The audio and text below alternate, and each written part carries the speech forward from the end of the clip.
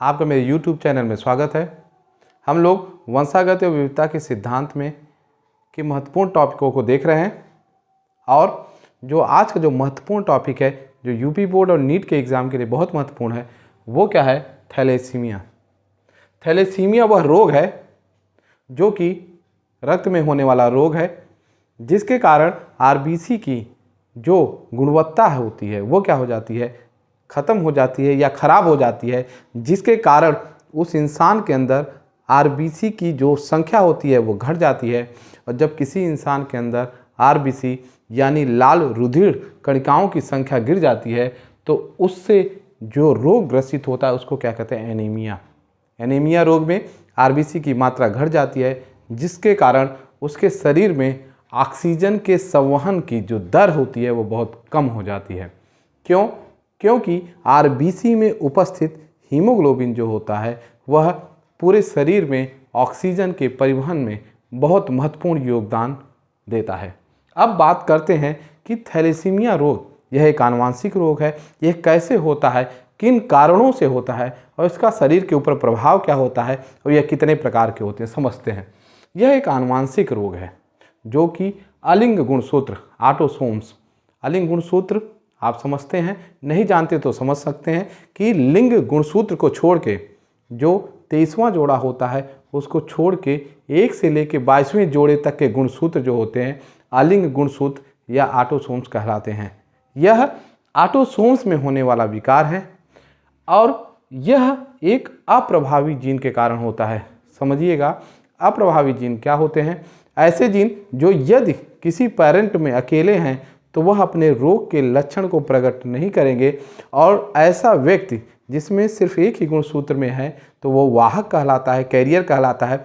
यदि दोनों गुणसूत्रों में आ जाते हैं तभी यह रोग क्या होते हैं? प्रकट होते हैं, प्रभावी होते हैं। अब बात आती है कि थैलेसीमिया रोग होता कैसा है। तो इस रोग होने का कारण क्या है? सबसे महत्वपूर्ण वह है उत्परिवर्तन, म्यूटेशन। उत्परिवर्तन को आप जानते हैं कि किसी भी गुणसूत्र या डीएनए में अचानक होने वाला परिवर्तन क्या कहलाता है? उत्परिवर्तन। और दूसरा शब्द है विलोपन।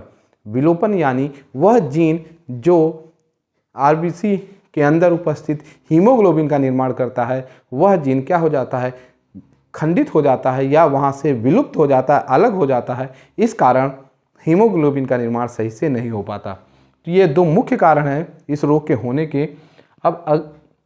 अब इस रोग के कारण होता क्या है? इसके कारण आरबीसी में उपस्थित हीमोग्लोबिन की संरचना बदल जाती है। आप फिगर में देख रहे होंगे, ये हीमोग्लोबिन की संरचना है। इस संरचना में 2 अल्फा श्रृंखलाएं होती हैं और 2 बीटा श्रृंखलाएं, और ये प्रत्येक श्रृंखला हीम नामक एक रंगा पदार्थ यानी एक पिगमेंट से जुड़े होते हैं। हीम और ग्लोबिन की ये जो 4 श्रृंखलाएं हैं, अल्फा बीटा, ये मिल के ही हीमोग्लोबिन का निर्माण करती हैं। तो यहाँ हम समझ सकते हैं कि प्रत्येक जो हीमोग्लोबिन में 4 पॉलीपेप्टाइड, यहाँ शब्द है पॉलीपेप्टाइड। पॉलीपेप्टाइड शब्द बहुत आसान होता है, इसको हम समझते हैं। जब कई अमीनो एसिड आपस में मिल जाते हैं, ध्यान से समझिएगा, जब अमीनो एसिड कई आपस में जुड़ जाते हैं तो वही पॉलीपेप्टाइड श्रृंखलाएं कहलाती हैं या चेन कहते हैं। यह अमीनो अम्ल से बनी होती हैं और यही अमीनो अम्ल की संरचनाएं प्रोटीन कहलाती हैं। तो ये 4 पॉलीपेप्टाइड श्रृंखलाएं होती हैं जो किससे? हीम से जुड़ी होती हैं, जिनमें 2 श्रृंखला क्या होती हैं? अल्फा श्रृंखला, और 2 क्या होती हैं? बीटा श्रृंखला होती हैं। फिगर के अनुसार आप देख रहे हैं, इन्हीं श्रृंखलाओं में क्या आ जाती है? विकृत आ जाती है, गड़बड़ी आ जाती है, और जिसके कारण थैलेसीमिया होता है। ध्यान से समझिएगा कि जो ग्लोबिन प्रोटीन की संरचना है उसमें 2 प्रकार की श्रृंखलाएं पाई गई, अल्फा और बीटा। इसी के आधार पे थैलेसीमिया को भी हम 2 प्रकार में बांटते हैं, अल्फा थैलेसीमिया और बीटा थैलेसीमिया। यह महत्वपूर्ण बिंदु हैं, इसको ध्यान से समझिएगा।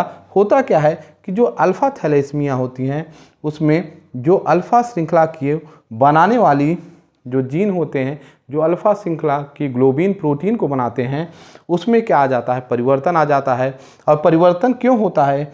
क्योंकि जो अल्फा श्रृंखला को बनाने वाले जीन होते हैं वह क्रोमोसोम संख्या 16 यानी 16 पे उपस्थित होते हैं। ध्यान से समझिएगा, अल्फा श्रृंखला ग्लोबिन श्रृंखला को बनाने वाले जो जीन होते हैं वो क्रोमोसोम संख्या 16 सिस्टीन पे उपस्थित होते हैं। और वो जीन दो प्रकार के होते हैं, एक होता है HBA1 और जो दूसरा अप्रभावी जीन होता है HBA2।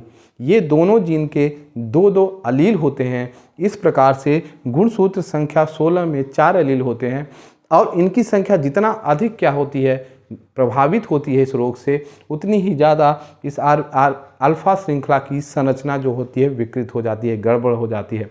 और जब ये जीन गड़बड़ हो गई, यानी यह जीन ही क्या करते हैं, किसी भी प्रोटीन का निर्माण करते हैं। जीन से mRNA बनता है, mRNA जाके ट्रांसलेशन के द्वारा प्रोटीन का निर्माण करती है। तो जब जीन में विकृत आ गई तो यह निश्चित है कि जो उससे प्रोटीन बनेंगे उसमें भी विकृत आ जाएगी। तो ये याद रखिएगा कि अल्फा थैलेसीमिया क्रोमोसोम संख्या 16 से होता है। अब बात आती है दूसरे प्रकार की, जिसको हम बीटा थैलेसीमिया रोग कहते हैं। यह रोग जो बीटा ग्लोबिन श्रृंखला बनती है उसमें विकृत होने या गड़बड़ी होने के कारण होता है। यह क्या होता है, क्रोमोसोम संख्या 11 में स्थित होता है। ध्यान से समझिएगा, जो अल्फा था वह गुणसूत्र संख्या क्रोमोसोम 16 में, जबकि बीटा थैलेसीमिया क्रोमोसोम संख्या 11 में उपस्थित एक एकल जीन होता है, जिसमें म्यूटेशन उत्परिवर्तन या विलोपन के कारण बीटा ग्लोबिन की जो श्रृंखलाएं होती हैं हीमोग्लोबिन में, उनका जो बनना होता है उसमें गड़बड़ी आ जाती है, जिसके कारण बीटा थैलेसीमिया होता है। अगर हम अगले बिंदु को देखें, ये बहुत महत्वपूर्ण है, ये नीट के एग्ज़ाम में आ चुका है। वह क्या है कि यह एक गुणात्मक विकार है, क्वालिटेटिव डिसऑर्डर है। ध्यान से समझिएगा इस शब्द को कि गुणात्मक यानी जिनके गुण यानी क्वालिटी में कमी आ जाती है। इस अल्फ़ा बीटा की श्रृंखला के जो एमिनो एसिड्स होते हैं, इनकी संख्या, इनकी गुणवत्ता में कमी होने के कारण इस थैलेसीमिया को क्या कहते हैं, गुणात्मक विकार, डिसऑर्डर कहते हैं। और जो दूसरा महत्वपूर्ण बिंदु है कि इस अप्रभावी जीन के जो वाहक होते हैं, कैरियर होते हैं, यानी जो इस रोग के एक पीढ़ी से दूसरी पीढ़ी तक ले जाते हैं, वह इस रोग से प्रभावित नहीं होते। तो ये बहुत महत्वपूर्ण था आपके नीट के एग्ज़ाम के लिए और यूपी बोर्ड के लिए। यदि आप इस चैनल में नए हैं तो लाइक कीजिएगा, सब्सक्राइब कीजिएगा। आपको ये वीडियो